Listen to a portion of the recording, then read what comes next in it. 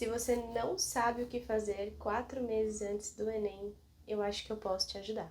Olá pessoal, sejam muito bem-vindos ao Sinapse Criativa. Se você ainda não me conhece, me segue lá no Insta, eu vou deixar aqui na descrição desse vídeo, é @Sinapse Criativa. Mas bora começar o vídeo. Esse vídeo de hoje foi motivado por algumas dúvidas de aluno sobre o que fazer alguns meses antes do Enem, mais especificamente 4 meses antes do Enem, como lidar com essa preparação na reta final e como ter certeza de que a gente está se preparando da maneira correta. Sei que provavelmente eu não sou uma das primeiras pessoas que vocês veem fazendo vídeos sobre esse tema, mas tudo que eu vou passar para vocês hoje são dicas valiosas que funcionam, que funcionaram comigo, que funcionaram com alguns alunos meus e que eu acredito que não seja nada muito difícil de se cumprir e que geram realmente resultados muito bons no dia da prova. Bom, vamos lá. Primeiro eu vou comentar algumas coisas que você não deve fazer, faltando 4 meses agora para o Enem. Na verdade, estou usando Enem como desculpa aqui, né? Enem como o foco do vídeo, mas isso serve e se aplica a outras bancas. Claro que sempre levando em consideração algumas particularidades de cada banca. Por exemplo, tempo de prova, data, formato de prova e também o nível que a prova cobra os conteúdos do vestibular. Mas falando especificamente do Enem, um dos principais erros que eu vejo nos alunos é a necessidade extrema de montar novos cronogramas o tempo todo.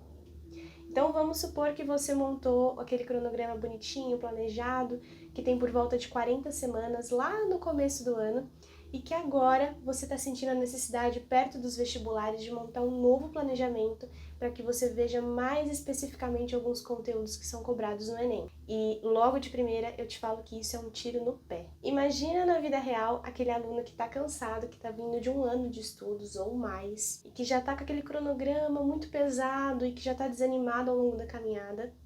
Porque eu sei que no início do ano a gente tem energia, que a gente tem resiliência, que a gente tem força de vontade, mas ao longo dos dias, com o cansaço, as horas de estudos e tudo o que acontece na vida, fora a vida de estudante, nós com certeza atrasamos matéria, diminuímos desempenho e nem por isso significa que você não esteja aprendendo ou que você não esteja progredindo de fato naquilo que você se comprometeu. Na caminhada do vestibulando, o cansaço é normal e muito aceitável. Por isso que montar um novo planejamento agora só vai te confundir.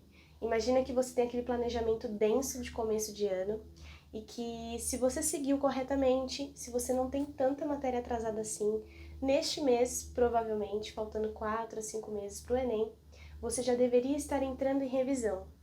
Então, colocar um novo planejamento nesse ponto quer dizer que você vai ter menos tempo para revisar, menos tempo para praticar e mais tempo dedicado à teoria que não vai te garantir entender de fato o conteúdo e, consequentemente, aplicá-lo na prova do Enem. Portanto, planejamentos múltiplos, vários cronogramas, vários planejamentos que você leva em conjunto durante os dias não costumam render um bom desempenho.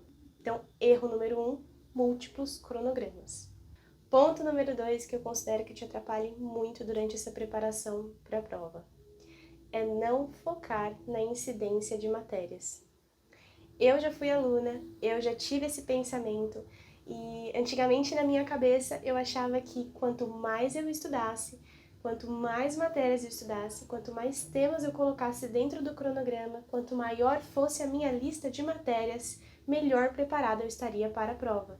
E isso é uma das maiores mentiras do vestibular. E você já deve ter ouvido aquela famosa frase do vestibular que diz assim que o aluno que passa, o aluno que é aprovado, nem sempre é o que sabe mais. E isso é muito verdade. Às vezes o aluno que passou, ele sabe as matérias que caíram, as matérias que são mais cobradas, as matérias que aquela específica banca do vestibular tem o carinho de cobrar com mais atenção. E no Enem isso não é diferente. Então, não priorizar matérias, não dar pesos diferentes para as matérias. E eu não estou dizendo isso só em assuntos específicos, por exemplo, fazer um ranking em matemática, um ranking em biologia, um ranking em física. Você tem que fazer ranking entre as disciplinas.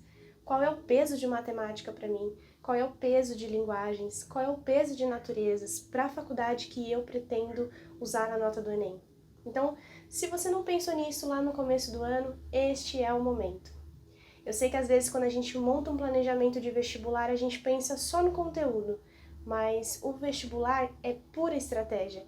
Então, além do conteúdo, além do estudo, além do seu desempenho em número de questões, você tem que pensar na qualidade desse desempenho, em como você está treinando essas questões, o que você vai estudar, como, em qual tempo. Então, neste exato momento do ano, é hora de você sentar e fazer uma projeção das matérias que você precisa estudar com mais afinco.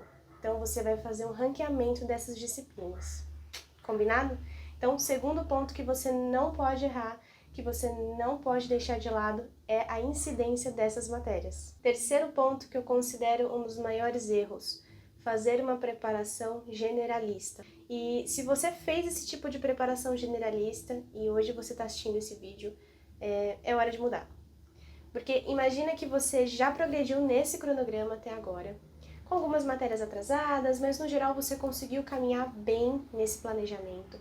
Você fez exercícios, você fez alguns simulados, treinou redação, seguiu um cronograma tradicional por semana desses temas, mas deixou para pensar em como estudar para as provas que você vai prestar somente agora. Então, como esse vídeo, o foco é Enem, você vai sentar na cadeira, pegar uma folha e escrever quais são os seus focos. Se for só Enem, você vai colocar Enem como primeira opção e a partir de hoje você vai se preparar exclusivamente para o Enem. Então, todo o conteúdo que te faltar de estudo, você vai estudar de forma direcionada para o Enem. Então, o seu planejamento generalista, a partir de hoje, não existe mais. A partir de hoje, tudo que você estudar será voltado para o Enem devido ao tempo que você tem até a prova. Agora, se o teu foco não é só Enem e você vai prestar outras bancas, eu te aconselho a escolher um top 3. Coloque a opção que você tem mais familiaridade, que você tem mais interesse de escolher. Então, caso seja o Enem, Enem primeira opção. Segunda opção, se você for prestar FUVEST ou uma outra banca. Terceira opção, que você menos tem interesse. E aí, a partir daí, você vai selecionar as duas primeiras opções por ordem de data de prova. Então, qual é o vestibular que você vai prestar primeiro? Supondo que seja o Enem, tema do vídeo. Você, a partir de hoje, vai fazer questões somente do Enem. Então, se você vai estudar um tema X que está dentro do teu cronograma, ao invés de pegar questões mais conceituais, questões de nível mais fácil, questões que apenas verificam se você entendeu ou não o conceito de aula, você vai pegar somente listas de Enem. Porque se você continuar fazendo listas diversas, de materiais de cursinho, de materiais de aula, você vai perder tempo no sentido de treinar para o modelo daquela questão. E aí deixar para treinar o modelo da questão somente no simulado não é suficiente para quem quer uma preparação um pouco mais garantida. E o quarto ponto, que eu considero um dos maiores erros para quem vai chegar no dia da prova e vai se sentir muito inseguro, é não resolver provas antigas. E tem uma grande diferença entre fazer simulados e fazer provas antigas.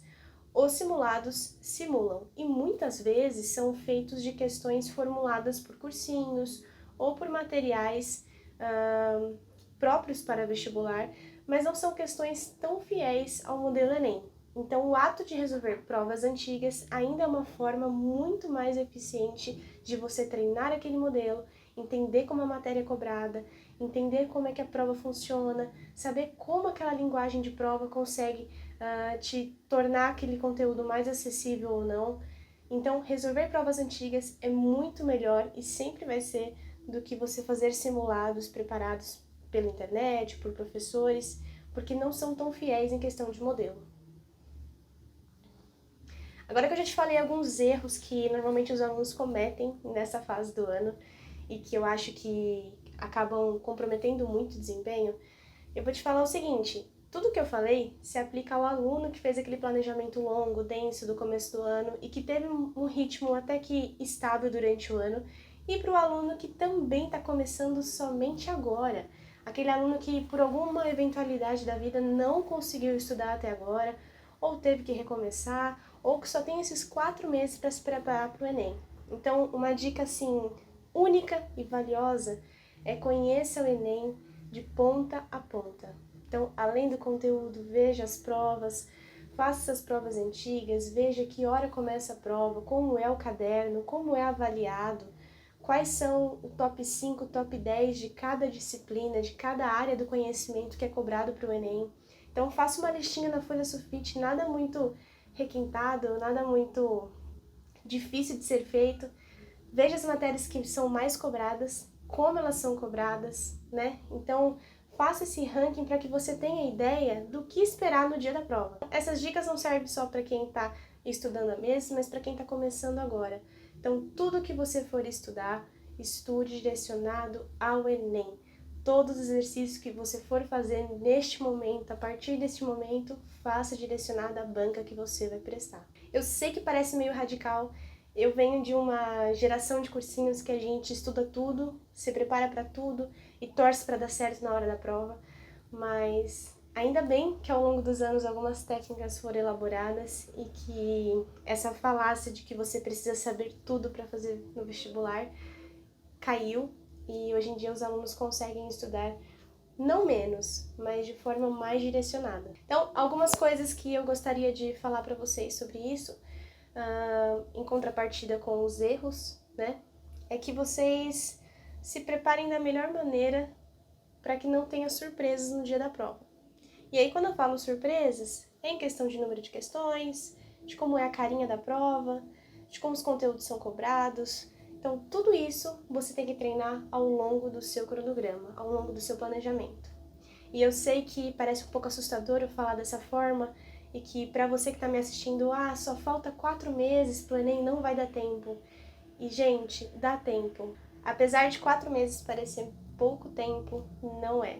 É completamente possível que você faça uma prova antiga por semana e que você consiga pelo menos completar os últimos 5, 6 anos de Enem. É completamente possível que você faça esse ranking das disciplinas, esse ranking das matérias e veja todos esses conteúdos.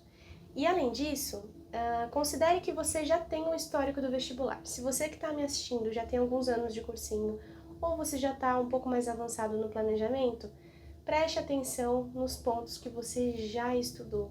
Mesmo que você não lembre 100% da matéria, em algum momento você já viu aquele conteúdo, em algum momento você já assistiu uma aula ou se deparou com alguma questão sobre aquele conteúdo.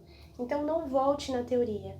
Sane as suas dúvidas durante o exercício. Então, se por exemplo você está vendo relações ecológicas e você não lembra direito de alguns pontos dessa matéria, não volte para a videoaula, não leia textos, não tenha necessidade disso. Pegue uma lista de ecologia do Enem, pegue exercícios que falam sobre isso e conforme as dúvidas forem surgindo nesse exercício, você volta naquele ponto específico da teoria. E eu te garanto que você vai economizar muito tempo e você vai se surpreender com o que você sabe sobre aquela matéria. Então, estamos combinados? Repassando o que a gente falou nesse vídeo de hoje, não monte múltiplos cronogramas. Continue com a técnica que você está. Priorize as matérias. Cada matéria tem um peso, cada matéria tem uma importância. Considere sua dificuldade e facilidade em cada matéria para que você ganhe tempo. Entenda como cada uma é cobrada no Enem. Descubra como aquele conteúdo é abordado, se ele cai em forma de texto, se ele cai em forma de esquema, de gráfico, como aquilo aparece na prova que você vai prestar. E por último, resolva provas antigas. Eu sei que você já ouviu isso de muita gente, mas funciona. Funciona a ponto de aumentar mais de 60% o desempenho do aluno no dia do vestibular. Bom, pessoal, eu espero muito que vocês tenham gostado desse vídeo. Deixe aqui nos comentários se você já fez alguma coisa que eu te falei aqui, se você mudou alguma coisa nos seus estudos agora, nessa época do ano, que eu quero muito saber. Coloca nos comentários também quais provas você vai prestar, que pode ser que eu solte algum vídeo sobre elas também. Não se esqueça de seguir a gente nas redes sociais. Vou deixar meu Instagram aqui no vídeo, é @sinapse criativa. E é isso, a gente vai ficando por aqui. A gente se vê no próximo vídeo. Tchau!